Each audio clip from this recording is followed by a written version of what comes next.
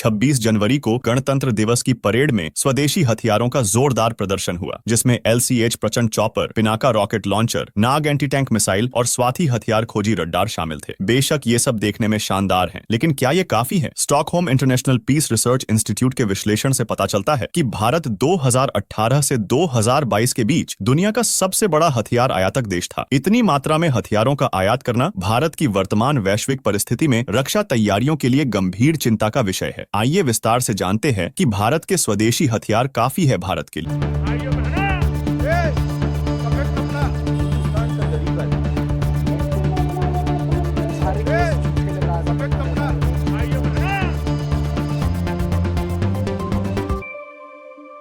हाल ही में जापान ने द्वितीय विश्व युद्ध के बाद के नियमों को संशोधित किया है ताकि अप्रत्यक्ष रूप से अमेरिका के माध्यम से यूक्रेन को पैट्रियट मिसाइलों के निर्यात की अनुमति मिल सके। इसी महीने जनरल इलेक्ट्रिक के एक वरिष्ठ कार्यकारी ने पुष्टि की कि LCA लड़ाकू कार्यक्रम के लिए महत्वपूर्ण भारत को GE-400 इंजन की आपूर्ति में 1 साल का विलंब होने वाला है। कुछ हफ्ते पहले भारत में निर्मित 155 mm के तोपखाने के गोले यूक्रेनी सेना की ओर से इस्तेमाल किए जाने की खबरें आई थीं। यहाँ साझा विषय वैश्विक स्तर पर सेनाओं का पुनर्पूंजीकरण और मौजूदा सैन्य औद्योगिक परिसर की मांग में वृद्धि को पूरा करने के लिए उत्पादन को बढ़ाने में असमर्थता है। यही कारण है कि पश्चिमी शक्तियों को यूक्रेन की आपूर्ति के लिए अपने स्वयं के भंडार को ही खाली करना पड़ रहा है। फाइनेंशियल टाइम्स ने 15 रक्षा ठेकेदारों का विश्लेषण किया, जिससे पता चला कि 2022 में इन कंपनियों के बैकलॉग $770 बिलियन से अधिक हो गए, जो 2 साल पहले की तुलना में 10% अधिक है। 2022 में यूरोप ने कई पीढ़ियों में सैन्य खर्च में सबसे तेज वृद्धि देखी, जो लगभग 30% है।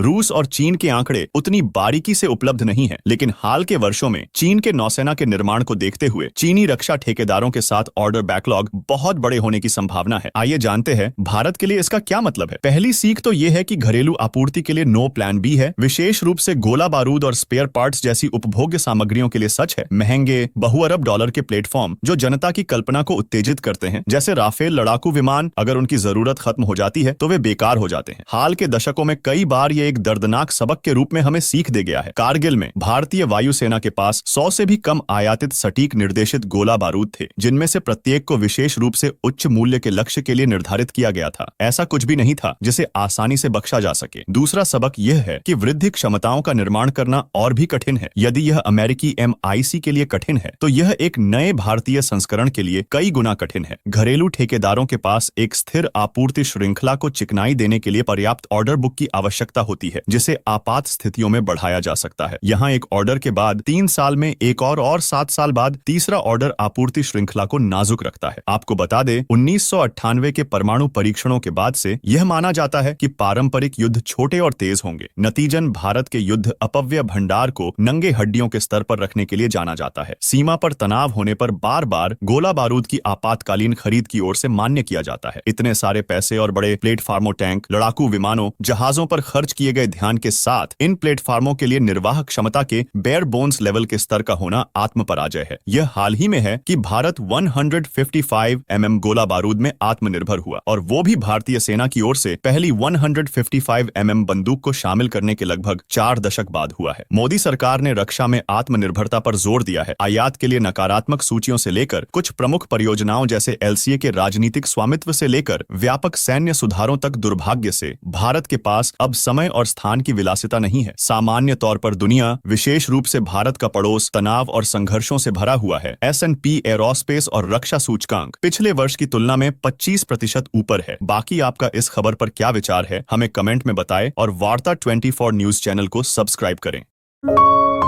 आप देख रहे हैं वार्ता 24।